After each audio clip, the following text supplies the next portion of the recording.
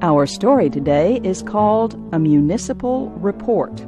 It was written by O. Henry and first published in 1904. Here is Shep O'Neill with the story.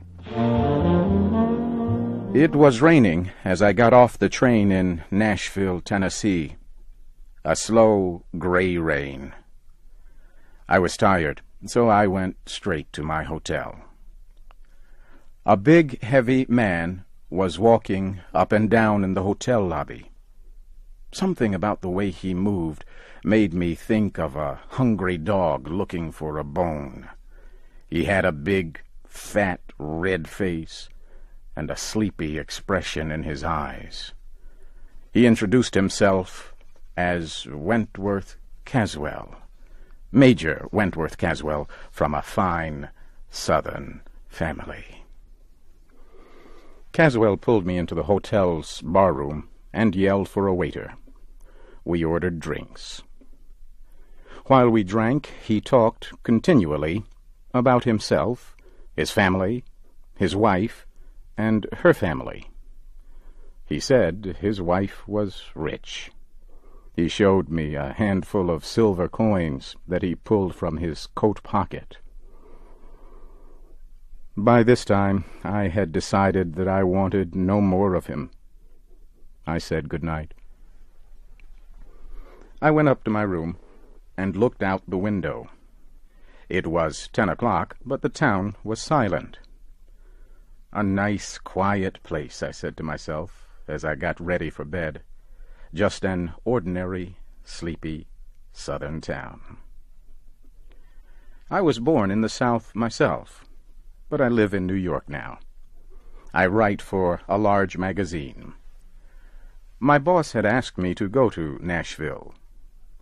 The magazine had received some stories and poems from a writer in Nashville named Azalea Adair. The editor liked her work very much. The publisher asked me to get her to sign an agreement to write only for his magazine. I left the hotel at 9 o'clock the next morning to find Miss Adair. It was still raining. As soon as I stepped outside, I met Uncle Caesar. He was a big old black man with fuzzy gray hair. Uncle Caesar was wearing the strangest coat I had ever seen. It must have been a military officer's coat. It was very long, and when it was new, it had been gray. But now, rain, sun, and age had made it a rainbow of colors. Only one of the buttons was left. It was yellow, and as big as a 50-cent coin. Uncle Caesar stood near a horse and carriage. He opened the carriage door and said softly, "Step right in, sir. I'll take you anywhere in the city." "I want to go to 861 Jasmine Street," I said, and I started to climb into the carriage. But the old man stopped me. "Why do you want to go there, sir?" "What business is it of yours?" I said angrily. Uncle Caesar relaxed and smiled. "Nothing, sir, but it's a lonely part of town. Just step in and I'll take you there right away." 861 Jasmine Street had been a fine house once, but now it was old and dying. I got out of the carriage. "That will be $2, sir," Uncle Caesar said. I gave him 2 $1 bills. As I handed them to him, I noticed that one had been torn in half and fixed with a piece of blue paper. Also, the upper right-hand corner was missing. Azalea Adair herself opened the door when I knocked. She was about 50 years old. Her white hair was pulled back from her small, tired face. She wore a pale yellow dress. It was old, but very clean. Azalea Adair led me into her living room. A damaged table, 3 chairs, and an old red sofa were in the center of the floor. Azalea Adair and I sat down at the table and began to talk. I told her about the magazine's offer. She told me about herself. She was from an old Southern family. Her father had been a judge. Azalea Adair told me she had never traveled or even attended school. Her parents taught her at home with private teachers. We finished our meeting. I promised to return with the agreement the next day, and rose to leave.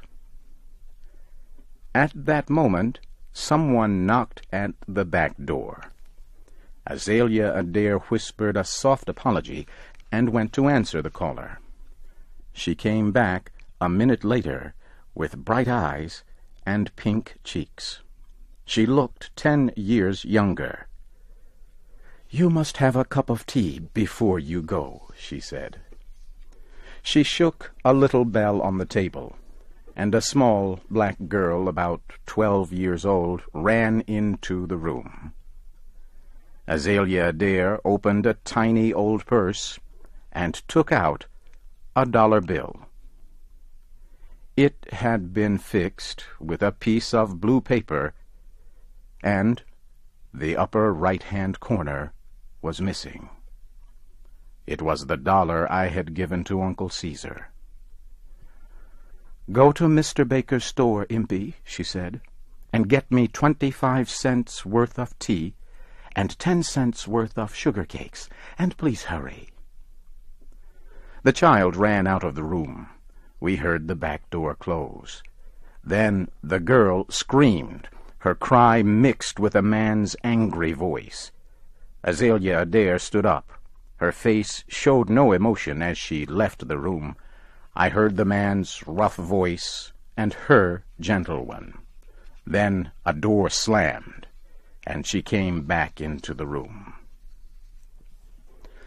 "I am sorry, but I won't be able to offer you any tea after all," she said. "It seems that Mr. Baker has no more tea.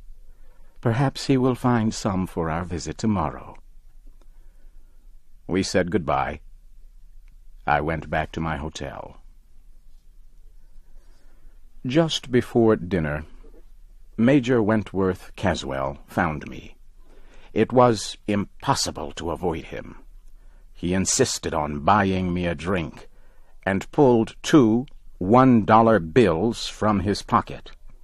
Again, I saw a torn dollar fixed with blue paper, with a corner missing.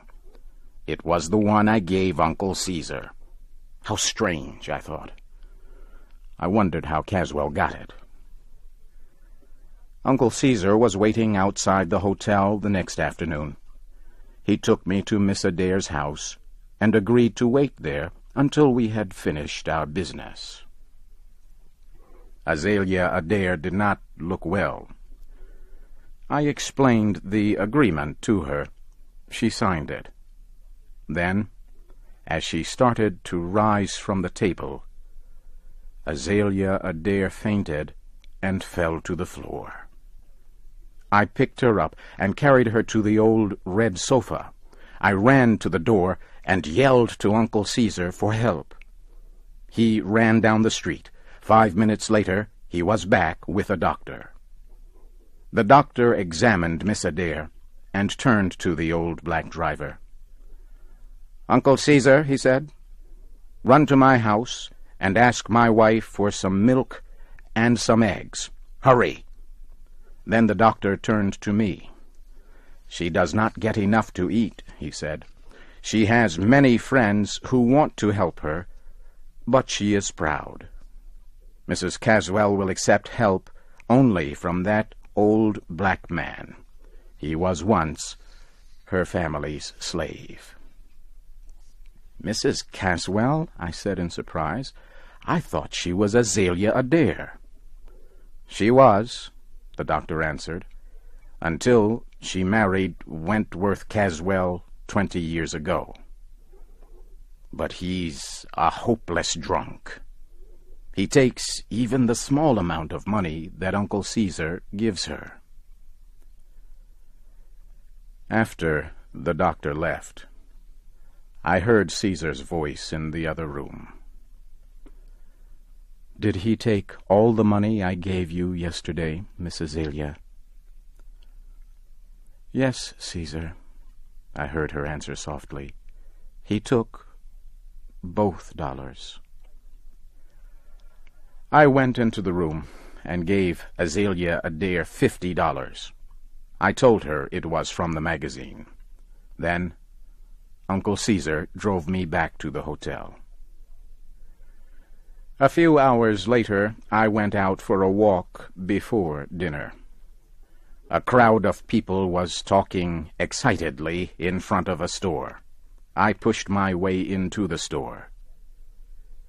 Major Caswell was lying on the floor. He was dead. Someone had found his body on the street. He had been killed in a fight. In fact, his hands were still closed into tight fists. But as I stood near his body, Caswell's right hand opened. Something fell from it and rolled near my feet. I put my foot on it, then picked it up and put it in my pocket. People said they believed a thief had killed him. They said Caswell had been showing everyone that he had $50, but when he was found, he had no money on him. I left Nashville the next morning. As the train crossed a river, I took out of my pocket the object that had dropped from Caswell's dead hand. I threw it into the river below. It was a button, a yellow button, the one from Uncle Caesar's coat.